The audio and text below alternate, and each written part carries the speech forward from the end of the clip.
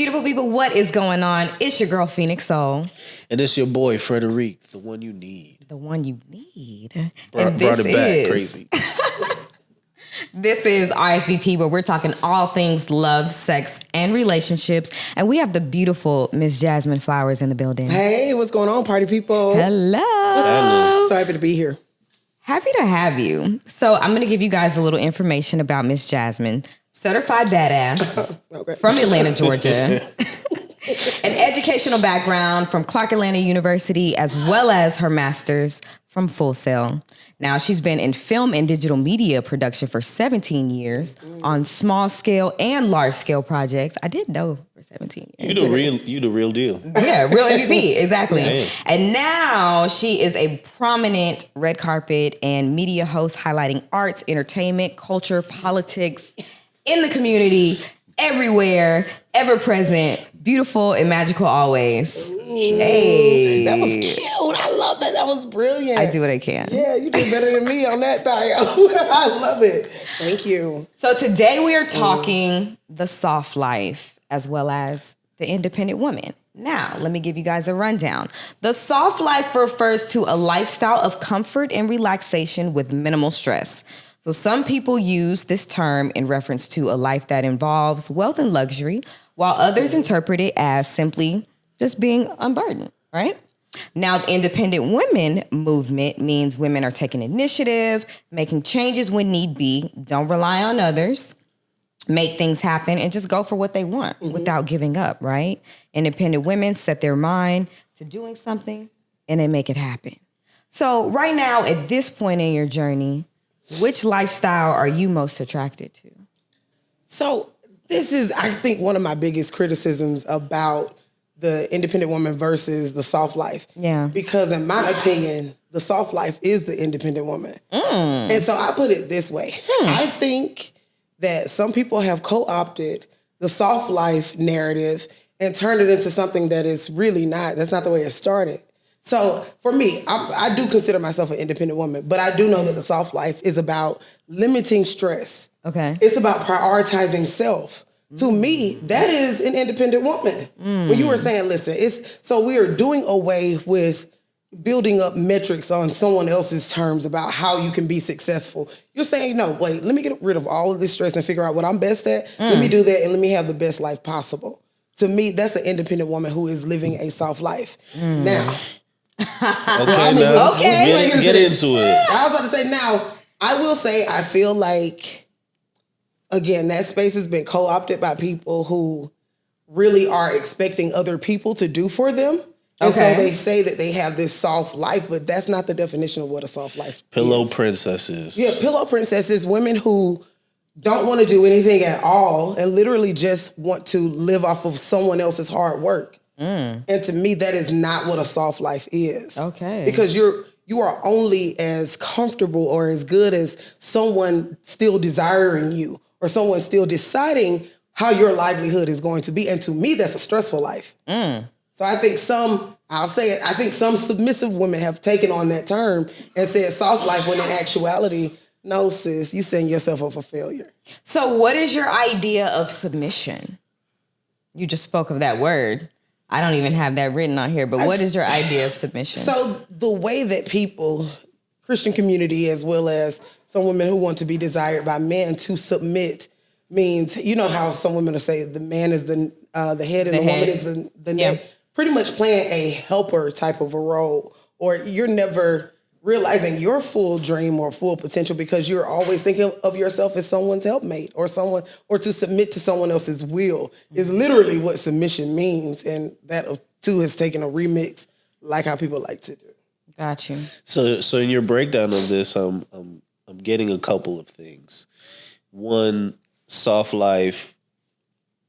Your approach for soft life speaks more towards the career woman who is still seeking and striving and out here getting hers. Yeah, I think a soft life is about prioritizing self. Yeah. So however you go about that, if you want to have a career where you are working your way through the top of maybe corporate, or if you want to go the entrepreneurial route, or whatever that is for you, your independence. You will have full autonomy over yourself, in my opinion, but also you're very aware of the fact that there are stressors in life that you are like, I am not going to be a part of that. I'm not going to allow myself to be like, okay, they told me that I should hit these metrics and I should be forceful. I should be nasty to people. I should do all these things to get on top. No, I'm going to get on top. Yeah. I'm just going to do it my way. Yeah. And I'm going to have a life where I have financial freedom. Yeah. I'm going to have a life of beauty. I'm going to have a life of love and friendships, maybe relationships too. But like you're showing up for yourself, to me, is what it means to be an independent woman who's living a soft life. Right. So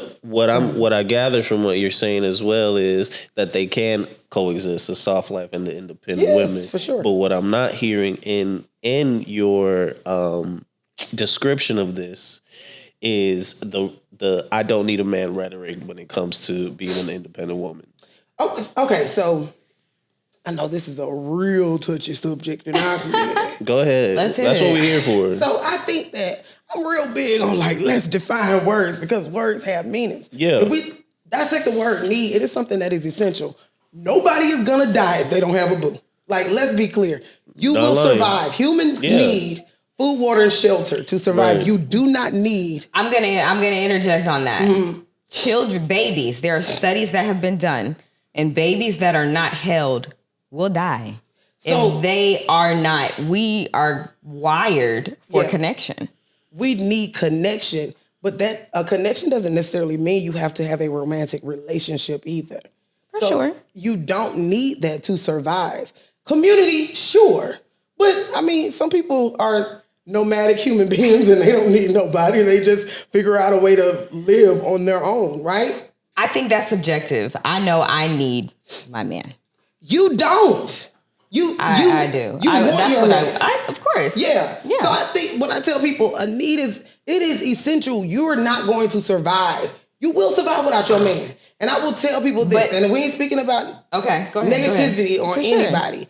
But I oftentimes talk about my own personal life as far as how I was raised. For sure. I was born into a traditional family. My parents' purposeful relationship, got married, did the whole thing. We get married first and then we have the children.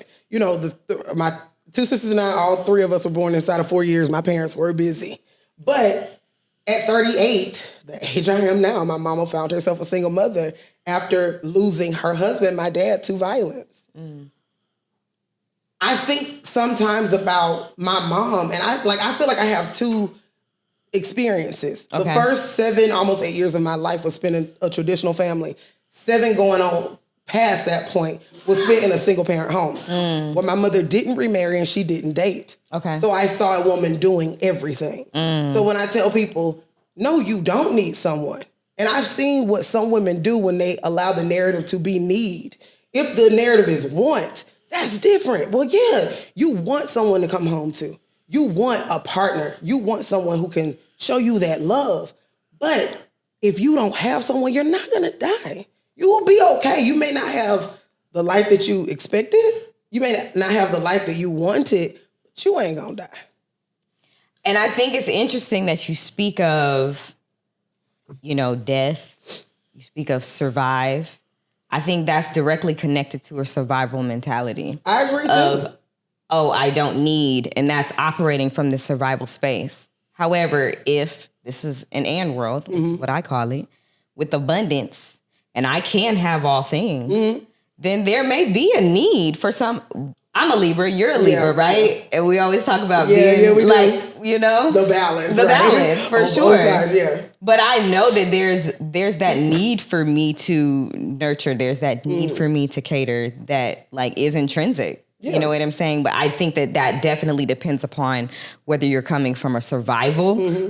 You won't die if you by yourself, or if it's from an abundant space. Yeah. No, I need that. And I too love nurturing things. Sure. I find myself I like to have things around me. Things. People? I love to have people around me too. Okay.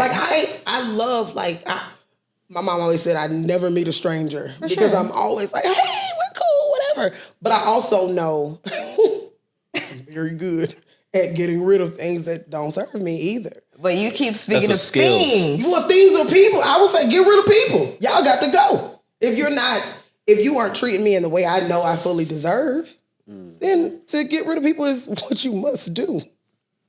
Understand? Not everybody has a place in the journey, man. Sometimes Yeah, people for sure. are just here for You like gotta go. their moment. Absolutely. So you also speak of, upbringing, which we know plays a major factor in Yeah, how we for sure. view dynamics. So, your father passed. Did you also have other strong male influences in your life growing up where you saw? No. Okay. And I know this is kind of weird to say, and I don't think that I thought about it in that way when I was a kid, but I think through life, I made it this way. I always felt like my dad was the only man that was supposed to be in my life. When he died, I remember this feeling of, well, I guess I wasn't supposed to have a dad. Because I never, I guess I should also say too, this may sound weird to people too, we always kept him alive though in my family. Of course. March 15th, it's his birthday. We celebrate it every year, still now. Amazing. And my parents' anniversary is June 11th. Ever since I was a kid, we've always celebrated my parents' anniversary. Wow. So it was like a lot of times when spirit you're is black, there. Yeah. when you're black, it's not just for black people. I'm pretty sure other people practice that too. It's not like that person is like, it's not like they're fully gone. For sure. It's just like they're still here. Like my mom would tell me sometimes I was doing things, you don't know how much like your daddy you are. Right. Or, like Rick would have done this or your dad did this or just sharing memories. So it always felt like he's gone, but he's here. For sure. So I never felt like There was a void. I literally never felt like there was a void in my life because other than having James Richmond Flowers there, I never felt like, I'm this sad kid because I don't have a dad. So your parents had a great relationship until the timely moment. At 7, you don't really look at them like that. That was mom and dad and not boyfriend and girlfriend, husband and wife. I don't even know the remember. dynamic. Yeah, I don't Gotcha. remember, but I just remember the way my mother used to speak about him. And I will say this too. Parents have the ability to destroy their children and how their children see the other parent. For sure. And I am facts. so lucky that I had a mom. That's real. Yeah. That's who super really real. kept my dad alive and who also spoke about him in ways that it was never, like, oh, damn daddy. Or something like, Right. it was always like, I remember when your dad and I did this, or like looking at old pictures, and my mom would be like, "Your dad did that," or "He's so funny," or "He was this," whatever. She never dogged him out. And I'm glad she did that because whatever happened between them is between them. Whatever happens in a marriage, your kids should never even know about it. That's not for children to know. Facts. For sure. So you were 7 when it happened. Mm-hmm. You said that you feel like you're no other man. How'd you say it? How'd you word it? I just felt like no other man could just essentially like take his place, and I felt like I was just like, well, I guess I didn't need a dad. Exactly. So boom. So what do you seek nowadays, and are you subconsciously looking for your father? No, and I think I think that's so weird when people say that. I think you can look for traits in a person, like, but I mean, if we talk about traits, like you want a good person, I mean, your daddy, the milkman, or somebody else could have those traits. I don't think that I would necessarily look for my dad. I mean, people tell me that he was funny, and yes, I like funny people, but I don't really attribute that to my father.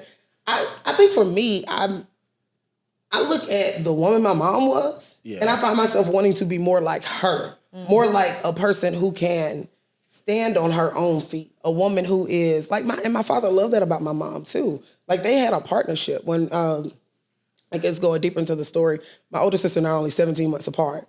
And my mom was at the time of my birth, she stopped working because she was taking care of a 17-month-old, an infant. And she was back in Florida, taking care of her grandparents too. Okay. So my mom was taking care of like 4 people in diapers, is the way she used to say it. Wow. But she said my dad, who was a truck driver, my mother was a nurse, but my dad was a truck driver. She said that he would come off of the road, and if any housework needed to be done, he would just pitch in. It wasn't like a expectation of where is my food? Where is this? Where, like, they were true partners. They were partners. And it was just like, okay, whatever you didn't do, Beverly, I will take it on. Yes, I've been outside the house working, but you are taking care of my children as well as your grandparents. Like, for sure. Why would I add more stress onto you? I understand that they can get away from you. So she would always tell me things like that about him. So maybe in that event, I do feel like I look for a partnership. because I'm not interested in anything other than a partnership. Like I have no intentions of being submissive to anybody. I don't.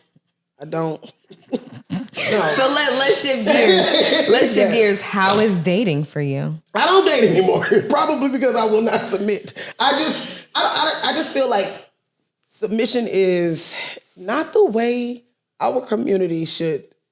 But how do you define submission? I feel like I asked that. Yeah. So for me, what I see with submission. Sure. Like I said, I feel like it comes a lot from Christian antics. And it's not just Christian. It's a lot of religious antics. Yeah, religious antics. Yeah, other the people, doctrine. A lot of people participate there where it's like the woman is literally an afterthought and something that is like superficially put on a pedestal, but has so much like on her. And like if you look at studies show that women who are married die sooner than single women. And it's literally because of the stress that married women have historically been under. I ain't trying to chase that. You know, like for me, I'm not interested in anything like that. They die sooner than single women, but the guys are still dying sooner than that. That's but crazy. I didn't say anything about men though. That's crazy. It's just I was only talking about women in this. Men do die before anybody else because it's like men have some silly practices sometimes where men are a little bit more adventurous than women. Yeah. And they don't like do some other things where they end up dying a little sooner, you know? But yeah, so that is true. But I was only speaking about in terms of the stress that a lot of married women are under is the reason why most married women die sooner than single women. And yeah.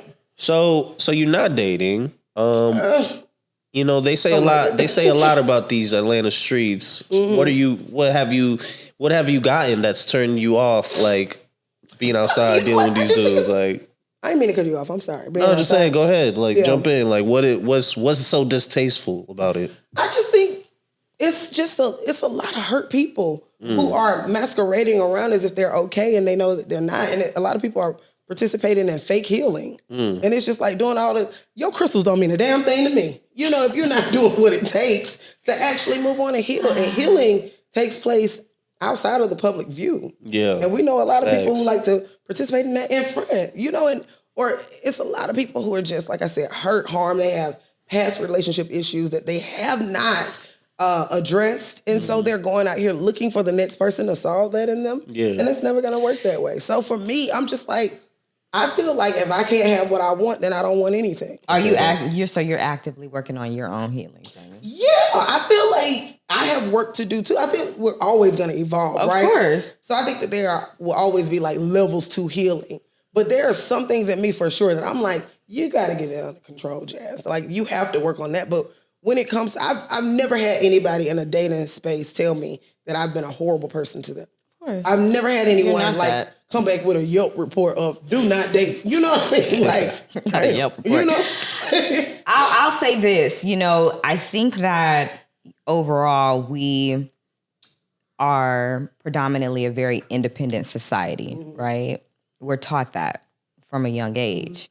And I know, like, for myself, someone that's very career oriented and has a lot going on, you know, the emphasis for a while was, okay, I'm on my healing journey and I'm working as well.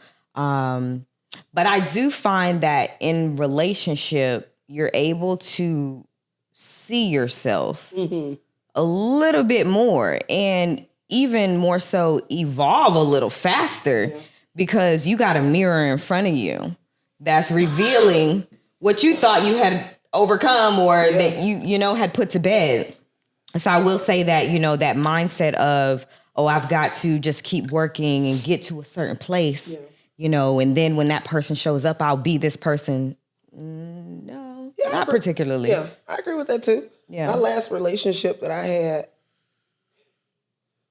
I didn't even recognize I could be that horrible. And I honestly, and I always I take full responsibility for the way I behaved when I felt disrespected. Instead of just leaving, I lashed out and became the worst version of myself. I literally took 3 years off of dating after that relationship because I knew I needed to heal. Yeah. I found myself like speaking to my ex probably like a month after was it a month? Maybe something like that. After we had broken up and I was like, I'm over it. Talked to my ex and within about 60 seconds, I was screaming at the top of my lungs. Because and after I got off that phone call, I was like, you need to sit your fat ass down because you are not okay. And so I did for 3 years. I didn't date. I didn't talk to anybody. I didn't do anything. I was literally focused on just me. I was like, and because I too wanted to go out and hurt someone else, and I stopped myself and I said, you don't have the right. You don't have the right to do that to someone else. For sure. So when I tell people about healing, like I'm like, I stopped myself from going out there and messing up somebody else's life just because I felt like my life had been messed up. That's the work that I'm saying that other people need to do. Like you have to be mindful. It's not okay to go out here and treat people any kind of way just because someone did it to you. Most definitely. It's not okay. Wow, that's powerful. And I'm proud of you for seeing self. Yeah. And making decisions and being responsible with other people's hearts. Absolutely. You know? You have to. And I feel like if we all really thought about each other more like, you know, let me do my work for myself, but also I'm avoiding hurting someone else. Yeah. Because you couldn't really go out and impact somebody's life who didn't do anything wrong to you. For sure. And they could have been with somebody else who would have been better for them. But look at you with your nasty self going in there messing them up. Yeah. You know, and then they're going to go and mess someone else up and then so on and so forth. It's a cycle. And this is why we have the dating culture that we have. Not saying that everybody is like that, but it's too many. Mm-hmm. I love it. So let me ask you this last question. Imagine you're leaving the planet and your words will be immortalized forever when you pass. So I want you to think about the most influential person in your life and what they taught you about relationships and what's the one thing you know to be true. What's the most influential person in my life? Think about the most influential person and what they taught you and share what you know to be true with the people that are watching. Well, I would say other than my mom, because my mom is going now too, I think one person that I know has my back more than anything else, I say my older sister. Mm-hmm. My older sister it didn't matter what I did. She supports me. But support for me comes in with that Libra thing, the balance of celebrating and scolding. And I feel like when you have a person in your life who is really like, I love that you did that, but I don't like that you did that. And who will sit you down and explain to you, yes, you are amazing, you are great. But also, that right there, that has to stop. My sister has called me out on so many things and has like told me, that is not your business. You need to sit down. Like, I'm like, you're right. She's truly on your side. Yeah. She's not out here being a yes man. Yeah. I would say my older sister does. I get into some crazy things sometimes, and my older sister will stop me in my track and say, Jazz. But my family calls me Jasper. Jasper, that's not for you. I love it. That is not for you, Jasmine. So long story short, keep people in your life that are going to build you up and also keep you correct. You need people who will tell you the truth about everything, the good and the bad. People who will hold you accountable as well as people who will show up for everything you do and give you reports on how they think you did too. Yes. That part, give you real reports. I love it. I love it. Thank you so much for coming on the show. Thank you for sharing your perspectives. Absolutely. Super amazing. The Jasmyne Flowers. Where can we find you, beautiful? So listen, you guys can find me all across social media platforms, Facebook, Instagram, Twitter, Jasmyne Flowers, JASMYNE FLOWERS, and on TikTok as Rogue Jasper, because somebody took my name. You guys know me, Phoenix Soul, at I Am Phoenix Soul on Instagram. And it's your boy, Frederic, FREDERIC, last name De Jesus, DE Jesus. You know how to spell it. It's RSVP, baby. All things love, sex, and relationships. We'll see you on the next go-round. Peace.